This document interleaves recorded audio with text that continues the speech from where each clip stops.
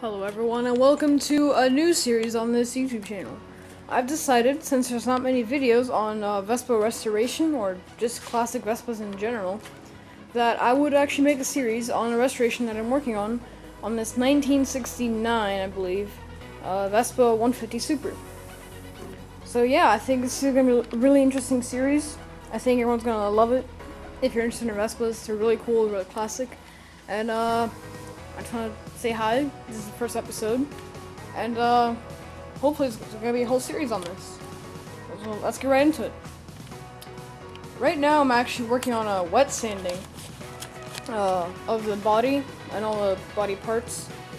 Right now, it's actually doing pretty well, pretty smooth. There's a couple spots, like there, for example. That's actually not rough or anything. That's just how it is. It's a little rough. I can work on that a little bit. Most of it's nice and smooth, all nice and done, you know.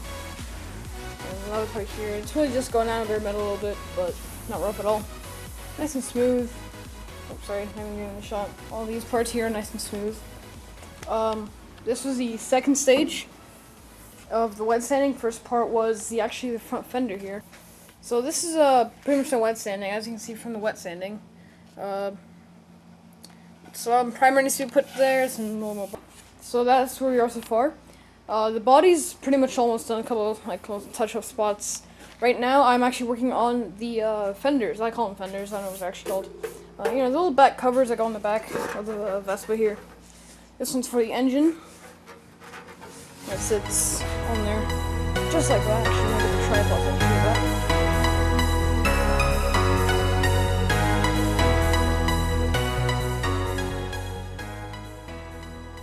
Alright guys, so here we have the front engine cover, just the engine cover / fender, sitting here. I have it sitting on a car lift that we have sitting in the shop here. Just because, you know, I don't really want to work on the table. I feel like it's nice, you know, it kind of bends over. It doesn't really bend it, it's actually pretty strong. But yeah, so like I said, I use a spray gun, which is a normal spray gun, and I'm going to put on mist instead of screen here. So it gives you a nice mist. You don't have to adjust the mist. There we go. So I'm just making the entire fender wet here. I just want to go over it a little bit in a nice little shape. Also, the color that we've decided on is a nice glossy silver. I was thinking about cream, like it's sort of beige, to make it more classy. You know, more vintage looking, because we are going for completely restored stock here, like from the factory.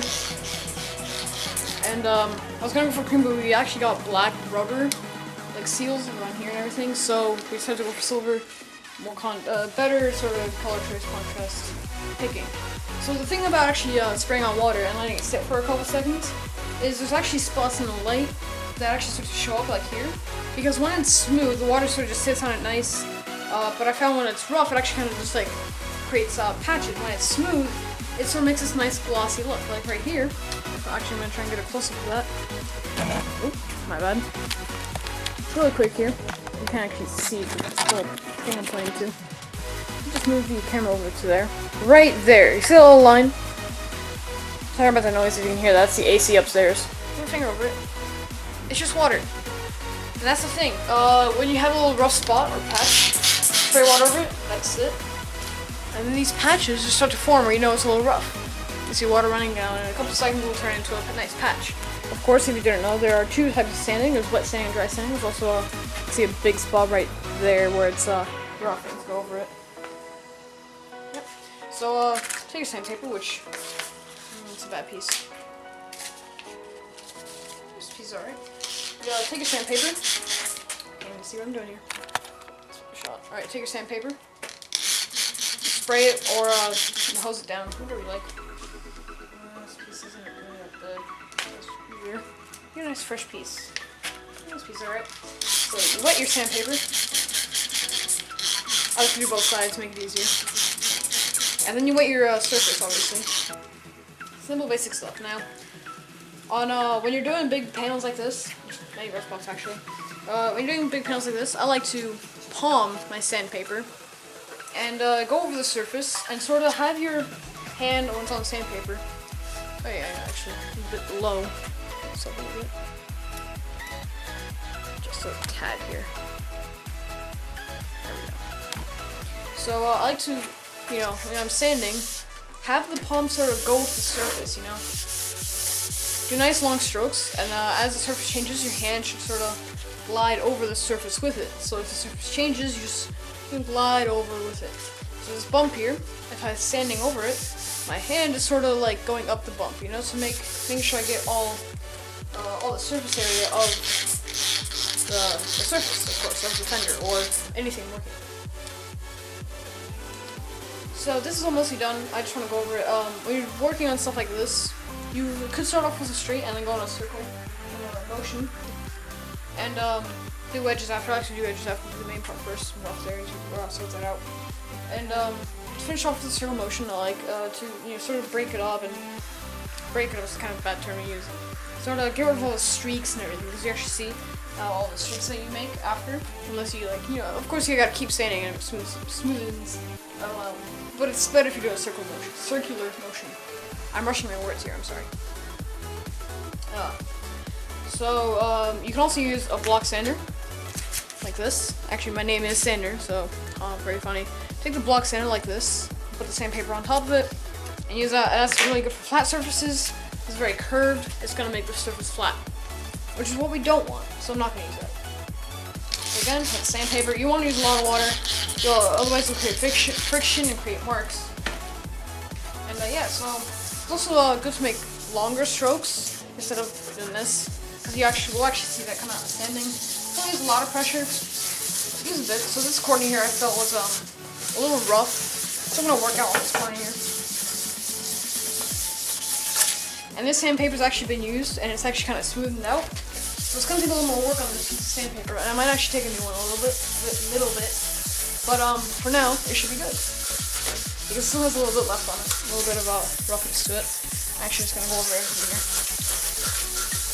And for doing lines, I'll do nice long strokes. If you want a small part, you can do small strokes and then sort of, flow everything with it. You want to make a nice, smooth surface.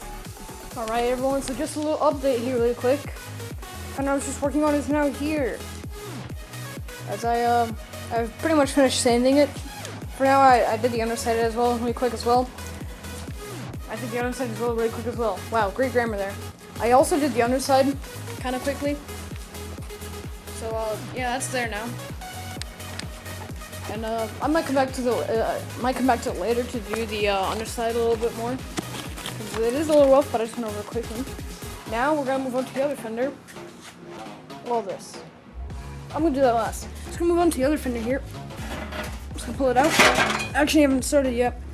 I actually didn't make a time lapse of the other fender, so I'm thinking about making it for this one. Okay. There it is. I'll dust it off and start sanding.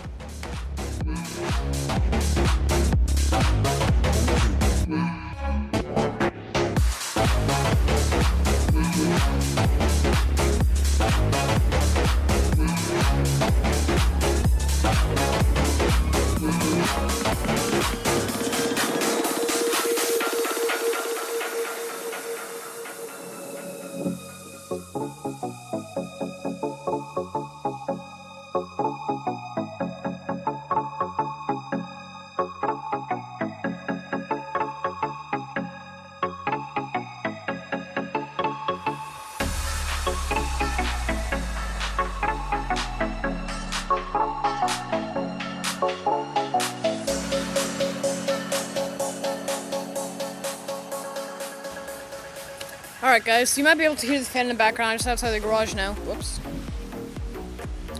So basically I'm just gonna do a little cut here. I'm just gonna finish the fender and then I'll pick it up then. And here they are, ladies and gentlemen. The two fenders of the Vespa that make a heart, because I mean, how can you not love Vespa? Anyways, here are the two fenders that I just finished. Both rinsed off in the water, so they might look a little shiny and patchy at the same time. Looks really good. I'm really happy on how it came out, nice and smooth. The edges are done. I also did the inside a little bit of grass to rinse it off. And the other one that covers the engine. Both look amazing. They're really patchy right because of the water. But next, I'm not gonna go into any of this. because I have to really quickly do this guy, the cover that goes on the storage fender. That guy goes on top of there. That's where the holes are. So I'm gonna sand this guy down really quick. Should be really quick and easy. And we'll hide away. I'll be your escape. Look up and feel the shifting winds tossing us around again. Hold tight, you're ready to begin. And just levitate.